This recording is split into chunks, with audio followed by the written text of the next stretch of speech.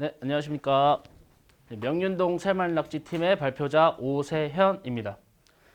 네, 목차는 다음과 같고요. 저희는 분석 방법 중에서 시계열 분석과 공간 분석을 사용하였습니다. 분석 배경 먼저 설명드리겠습니다. 네, 코로나19 이후 대중교통의 이용량과 관심도가 현저히 줄었습니다. 그런데 퍼스널 모빌리티 시장은 꾸준한 성장세를 보이고 있습니다. 그중 전동 킥보드 시장의 주요 고객 이용객은 20, 30대이며 출퇴근 시간에 많이 사용하는 것으로 확인하였습니다. 네, 이용 건수는 4.3배가 되었고 그리고 매출 금액, 건수 모두 크게 상승하였습니다. 근데 이 시장이 알맞은 방향으로 가고 있을까요? 저희는 단연컨대 아니다라고 말씀드릴 수 있을 것입니다. 네, 기사들을 보시면 가장 심각한 문제로 거치 문제와 화재 문제를 꼽을 수 있습니다. 그런데 네, 꼽을 수 있습니다. 그런데 이런 문제점에도 업체들은 아직까지도 편의성만을 강조하고 있습니다. 근데 이 편의성도 인터뷰를 통해서 완벽하지도 않다는 것을 알 수 있었습니다. 따라서 저희는 안전과 편의성 모두 잡을 수 있는 퍼스널 모빌리티 스테이션을 주제로 선정하였습니다. 네, 저희의 스테이션의 역할은 크게 거치소, 환승소, 충전소가 되겠습니다. 네, 분석 방법 첫 번째 시계열 분석 먼저 설명드리겠습니다. 네, 저희가 사용할 데이터가 시간에 따라 변동하는 변수를 가지고 있기 때문에 시계열 분석을 실시하였고요. 그 중에서 저희는 아리마 모델을 선택하였습니다. 그리고 분석 단계는 5단계로 이루어질 것입니다. 네, 데이터 전처리입니다. 저희는 중앙값으로 이상치를 처리하였고 월별로 데이터를 추출해냈습니다. 네, 최종 데이터 셋입니다. 네, 5단계 중 첫 번째 단계부터 설명드리겠습니다. 시계열 분석을 하려면 데이터를 스테이셔너리하게 만들어야 됩니다. 근데 스테이셔너리는 시간에 따라 변동하지 않는 것을 의미하는데 그래서 먼저 회기를 통해서 추세를 제거해야 하고 시즈널 에버리징을 통해서 계절성 또한 제거해야 했습니다. 두 번째 화이트 노이즈 테스트입니다. 화이트 노이즈라는 것은 잔차가 IID하다는 것을 의미합니다.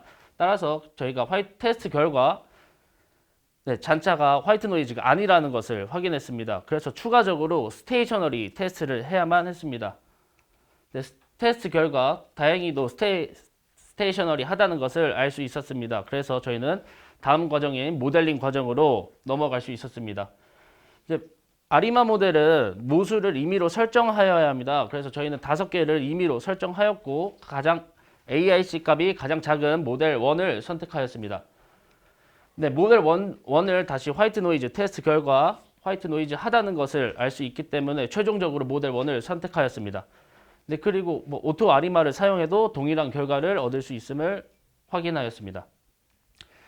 네, 그리고 저희가 향후 2년간의 추세를 예측해 보았는데요. 검색량의 추세가 2년 동안 증가하는 것을 보실 수 있을 것입니다.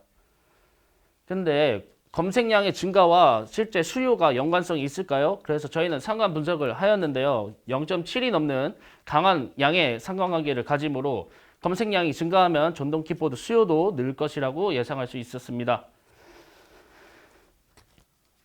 네, 다음은 공간 분석입니다. 저희는 공간 회귀 분석을 사용해서 유동인구가 많을 곳을 예측하였고 그리고 ArcGIS를 사용해서 입지 선정을 하였습니다. 분석 순서는 다음과 같이 5단계로 이루어질 것입니다. 네, 데이터 전처리 과정입니다. 저희는 출근 모형과 퇴근 모형으로 데이터 전처리를 하였고요. 그리고 위치 데이터는 경도와 위도만 추출하였습니다. 네, 최종 데이터 셋입니다.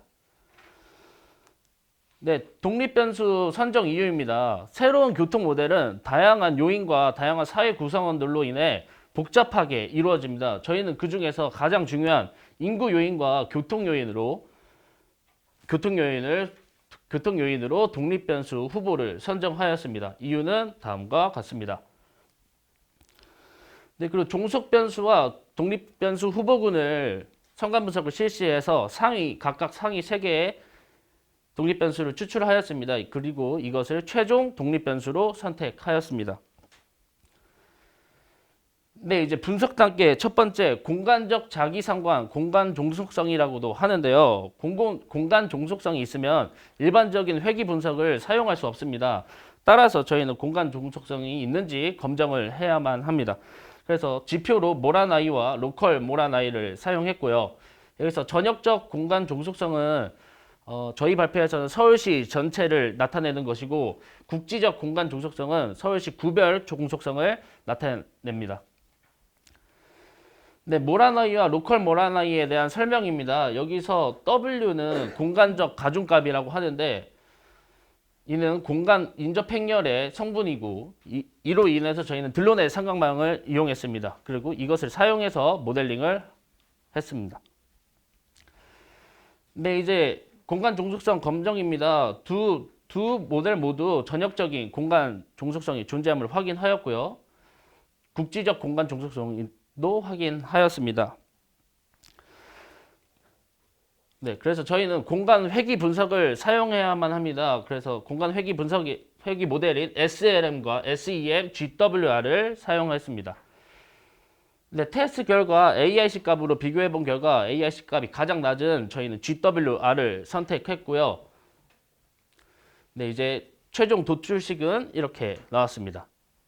이제 6월 데이터, 지금까지는 5월 데이터로 모델링을 했다면 6월 데이터로 이제 예측을 하였는데요. 이제 예측 결과 출근 시간에는 강남 3구와 관악, 강서에서 가장 유동인구가 높을 것으로 예측하였고요. 퇴근 시간에는 강남 3구와 양천, 강서에서 많을 것으로 예측하였습니다.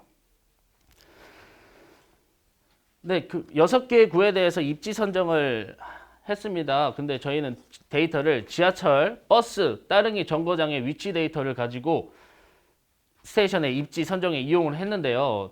밑에 그림은 강남구의 예시 모습을 시각화한 것입니다.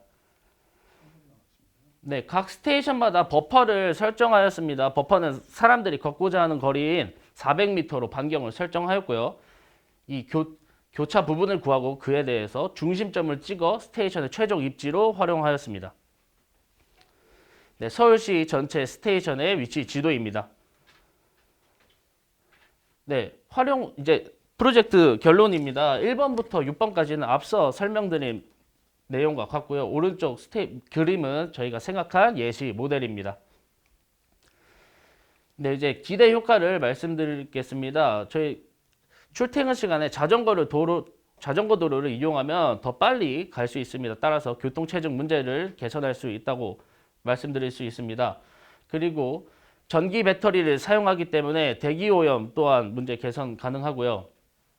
네, 저희가 이제 앞에 액션캠을 달아가지고 동선 데이터와 영상 데이터를 수집할 것입니다. 그리고 이에 대한 활용 방안은 좀 무궁무진할 것으로 예상됩니다. 그리고 스테이션 주변 활성화를 일으킬 수 있고요. 그 중장년층의 일자리 창출을 도모할 수 있습니다. 네, 활용 방안은 아까 말씀드린 것 같고요. 한계점을 말씀드리겠습니다. 저희가 요인을 고려할 때 좀 다양한 요인이 필요했는데 2가지만 집중했다는 점, 그리고 모든 변수를 20, 30대로 통제하지 못하였습니다. 일부분만 통제했습니다. 그리고 저희가 크게 9단위인데 동단위까지 분석하려고 했으나 데이터가 아직 부족해서 이게 한계점을 적어놨는데 이 모든 부분은 데이터가 좀 충족이 된다면 모든 부분을 해결할 수 있다는 것을 말씀드리고 싶습니다. 네, 그리고 저희가 사용한 프로그램과 문헌입니다. 저희가 사용한 데이터입니다. 네, 이상 발표 마치겠습니다. 감사합니다.